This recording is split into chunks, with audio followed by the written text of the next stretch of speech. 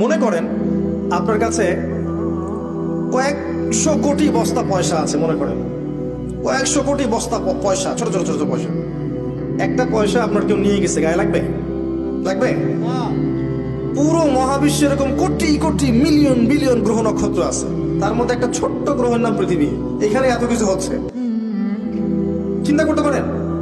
পুরো মহাবিশ্বে কোটি কোটি কোটি কোটি গ্রহ আছে, গ্যালাক্সিস আছে, সৌরজগৎ আছে। একটা সৌরজগৎ না, কোটি কোটি সৌরজগৎ আছে। এক একটা সৌরজগতে এরকম শত শত গ্রহ ঘুরছে।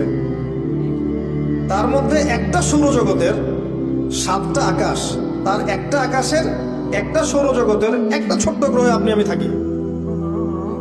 ওই গ্রহটাকে যদি আল্লাহ পাক ধরে একদম ব্লাস্ট করে ফেলান, ধ্বংস করে ফেলান, আল্লাহর কিছু যায় আসবে? আল্লাহর শানের কোনো কিছু কমে যাবে? আর এই গ্রহে বসে মানুষ আজকে সারা বিশ্বে এরকম দাপট দেখায় বেড়ায়। আজকে দুনিয়ার দিকে তাকালে মনে হয় যে মানুষই সব, তাই না? অথচ আল্লাহ বলেছেন, হাল আতা আলাল ইনসান হিনুম মিনাদ দাহরি লাম ইয়াকুন শাইআম মাযকুরা। মহাকালের একটা সময় চলে গেছে যখন মানুষ কোনো আলোচ্য বিষয়ই ছিল না, যে মানুষ বলে কিছু হবে কখনো। আল্লাহর জ্ঞানে ছিল, আল্লাহ পাক জানতেন, আমরা কোনো আলোচ্য বিষয় ছিলাম না। আর আজকে দেখবেন মানুষ পৃথিবীতে কি করছে? তাজআলু ফিহা মান ইউফসিদু ফিহা ওয়া ইয়াসফিকু দিমা। আপনি কি এমন কাউকে সৃষ্টি করছেন পৃথিবীতে যে পৃথিবী থেকে খালি হত্যা করবে, রক্তপাত ঘটাবে আর ফাসাদ সৃষ্টি করবে? পৃথিবীর দিকে তাকান, দেখেন পুরো পৃথিবীতে ফিতনার ফাসাদ সৃষ্টি করেছে মানুষ, অন্য কোনো প্রাণী করে নাই। আর পুরো পৃথিবী জুড়ে যে হত্যাকাণ্ডগুলো হচ্ছে, ঘটাচ্ছে মানুষ। একটা সভ্যতাই, এই যে পশ্চিমারাই বিগত 100 বছরে আমার মনে হয় কয়েক কোটি মানুষকে পৃথিবীতে হত্যা করেছে। ওরাই একাই, একটা সভ্যতা পৃথিবীকে শাসন করতে গিয়ে বিগত 100 বছরে কয়েক কোটি মানুষকে মনে হত্যা করে ফেলেছে। তো মানুষ এত তুচ্ছ, দুনিয়ার জীবনটা এতই তুচ্ছ। এই দুনিয়ার জীবনে আল্লাহ আপনাকে দিয়েছেন একটা শৈশব, একটা কৈশোর, একটা যৌবন, একটা বার্ধক্য। সব মিলিয়ে আপনার হায়াত হবে অ্যাপ্রক্সিমেটলি 100 বছর। কারো 40, কারো 50, কারো আরো কম, কারো আরো বেশি, প্লাস মাইনাস 100 বছর গড়ায়ু। এরপরে আপনি পৃথিবীতে থাকবেন না, মানুষ আপনার কবরের পাশ দিয়ে হেঁটে যাবে। বাস্তবতা বোঝেন, বাস্তবতাকে স্বীকার করতে শেখেন যে আমরা এখানে যারা বসে আছি, আমরা কেউ থাকবো না। আমরা এখানে যারা বসে আছি আজকের মাহফিলে, হয়তো আগামী বছর আমরা থাকবো না, হতে পারে না? বা আমাদের মধ্যে অনেকেই থাকবে না, হতে পারে না? এই নির্মম সত্যটাকে মেনে নিতে হবে। এই নির্মম সত্যটা আগে মানতে শিখতে হবে যে আল্লাহ আমাকে চিরস্থায়ী জীবন দেননি পৃথিবীতে।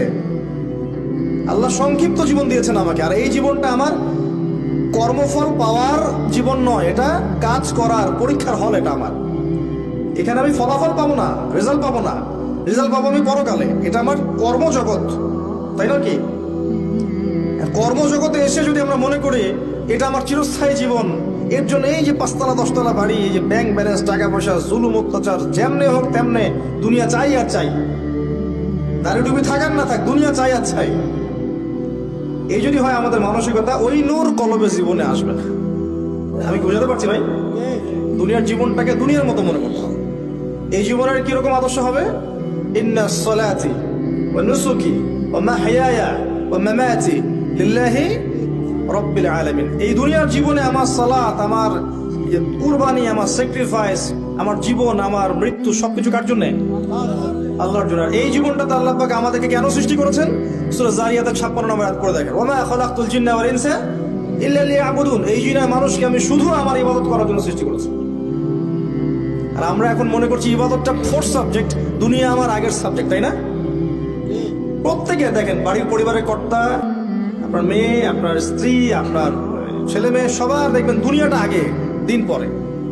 আর যারা দিনদার, আমরা দিনদার মনে করি নিজেদেরকে, তাদেরকেও দেখবেন দিনের যে অংশটা মুখরোচক বা আমল করলে কোনো সমস্যা নাই, কেউ কিছু বলবে না, ভালো মন্দ বলবে না, সুন্দর আমল করতে থাকবে। আর যেগুলো আমল করলে, যেগুলো বললে, যেগুলো মানে মানুষকে প্রচার করার চেষ্টা করলে পরিবার, সমাজ সব দিক থেকে বাধা বিপত্তি আসবে, সাইলেন্টলি এগুলোকে অ্যাভয়েড করতে থাকবে। দেখবেন নামাজ 5 ওয়াক্ত পড়ছে, মাশাআল্লাহ, ইবাদতের জীবনে পাক্কা মুসল্লি, আবার দেখবেন অর্থনৈতিক জীবনে পাক্কা সুদখোর। দেখবেন সদকা করছে, দান সদকা করছে, ফরজ জাকাতই দিবে না। দেখবেন মাশাআল্লাহ বাপ তাহাজ্জুদ গুজার, মেয়েকে দেখবেন মাশাআল্লাহ জিন্স আর গেঞ্জি পরে ঘুরছে। দেখবেন বাপ হাজি মানুষ, অনেক সময় দেখা যায় বাবা আলেম আর ছেলে দেখা যায় যে দাড়ি শেভ করে ঘুরে বেড়াচ্ছে সামনে। আমরা কি করছি জানেন, যেগুলো আমাদের ভালো লাগে, সহজ মনে হয়, সেগুলো করতে খুব পটু। যেগুলো একটু কঠিন লাগে, যেগুলো করলে একটু বাধা বিপত্তি আসে, 10টা কথা শুনতে হয়, একটু গালমন্দ শুনতে হয়, ওগুলো করতে চাই না। আল্লাহ এদের জন্য একটা সুসংবাদ দিয়েছেন, শুনেন। সূরা বাকারা আয়াত নাম্বার 85-86 আল্লাহ বলেন, আফাতুমিনুনা বিবা'দিল কিতাব ওয়া তাকফুরুনা বিবা'দ। হে মানুষ, তোমরা কি আল্লাহর কিতাবের কিছু অংশকে মানো আর কিছু অংশকে মানো না? ফামা জাযাউ মান ইয়াফআলু যালিকা ইল্লা খিজয়ুন ফিল হায়াতিদ দুনিয়া। যারা এমন আকীদা রাখবে, এমন আমল করবে যে কোরআন এবং হাদিসের কিছু অংশ মানে, কিছু অংশ মানে না, ওদের প্রতিদান হচ্ছে এই দুনিয়াতে আমি ওদেরকে লাঞ্ছিত করে দিব। এই দুনিয়াতে আমি ওদেরকে লাঞ্ছিত করে দিব। এটা একটা কারণ, ইসলামের শত্রুদের দ্বারা মুসলিমরা লাঞ্ছিত হওয়ার এটা একটা কারণ। মুসলিমরা কিছু অংশ মানে, এখন কিছু অংশ মানে না। ওরা উন্নতি করে নাই, আমরা অধঃপতনের তলে গিয়েছি। আমাদের কাছে সব আছে, জনসংখ্যা আছে, দেশ আছে, প্রাকৃতিক সম্পদ আছে, সামরিক বাহিনী আছে, অস্ত্রশস্ত্র আছে, প্রতিটা জিনিস আমাদের কাছে আছে মুসলিমদের মধ্যে। সমস্ত মুসলিম কান্ট্রিগুলোর দিকে তাকিয়ে দেখেন, সব দিয়ে ভর্তি আমাদের দেশ এবং আমাদের মুসলিম কান্ট্রিগুলো। তারপরেও দেখবেন ওরা আমাদেরকে উঠতে বলে উঠছি, বসতে বলে বসে। এটা আমাদের ধর্মীয় নৈতিকতার অধঃপতনের ফল। আমরা পড়াশোনা করতে চাচ্ছি না, আমরা পড়া অনুযায়ী আমল করতে চাচ্ছি না, খালেস ভাবে দিনের প্রচার প্রসার খেদমত প্রতিষ্ঠা করতে চাচ্ছি না, দুনিয়ার স্বার্থ চাচ্ছি। আমরা পারিবারিক আদর্শ করতে পারছি না, যুব সমাজকে সঠিক পথে আনতে পারছি না, আমরা আমাদের মেয়েদেরকে পর্দা আনতে পারছি না, আমরা বেসিক কাজগুলো করতে পারছি না, 5 ওয়াক্ত সালাত করতে পারছি না, যাকাত দিচ্ছি না, রমজানের শ্রম রাখছি না, আমরা দান সদকা করতে চাই না, এতিমের ভরণ পোষণ নিতে চাই না, বিধবার খোঁজ নিতে চাই না, অসহায় নারীদের পাশে দাঁড়াতে পারি না। আমরা অনেক কিছুই পারি না। বেসিক কাজ যেগুলো একদম প্রাইমারি লেভেলের কাজ, এগুলোতে আমাদের অনেক ঘাটতি। হাত উঁচু করতে বলবেন, কতজন কোরআন তেলাওয়াত করতে পারে, দেখবেন যে বেশিরভাগ হাতই নিচে আছে, অল্প কয়েকটা হাত উপরে থাকবে।